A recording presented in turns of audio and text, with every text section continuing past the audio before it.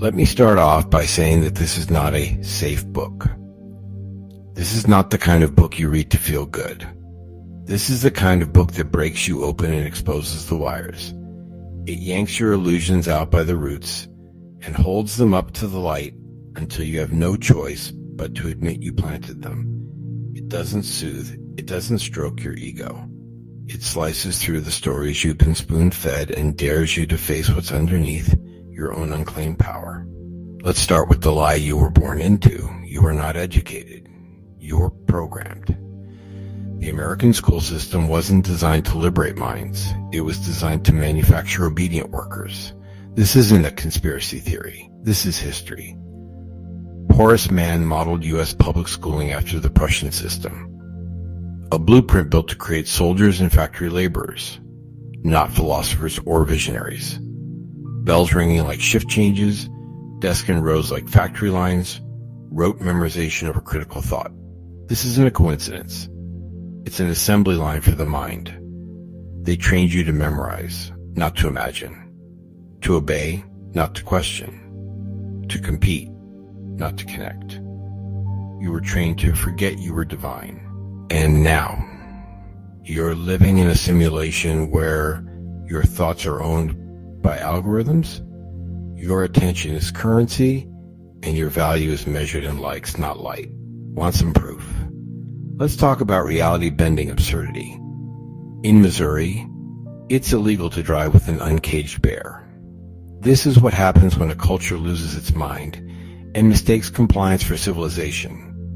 We built a world of nonsense laws, pixelated gods, and institutionalized illusion, and we call it order. But the truth? There is no order. Only the illusion of control. You think you're playing within the rules.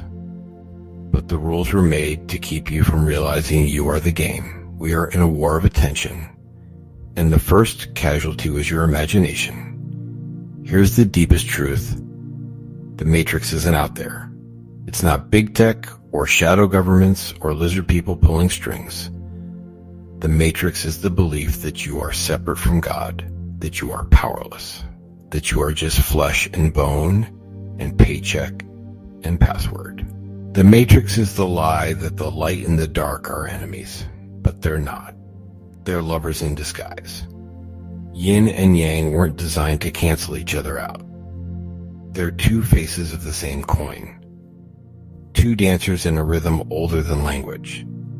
Darkness gives light its shape. Stillness gives sound its meaning. The wound gives the healer their power. You weren't meant to banish your shadows. You were meant to marry them. You've been told to chase the light. But the light that blinds is no better than the dark that swallows. Balance isn't peace. Balance is power. And it begins when you remember. The shadow isn't the opposite of the light. It is the proof that light exists. This book will not hold your hand. It will hand you the match and dare you to burn the script. Because the truth is this, you are the code. You are the writer. You are the screen and the projection and the observer. You've been looking for the exit, but there is no exit.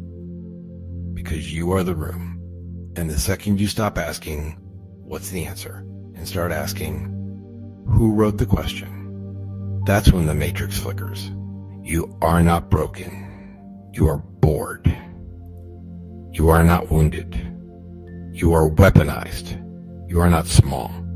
You've just been trained to flinch at your own power. This isn't a book of affirmations.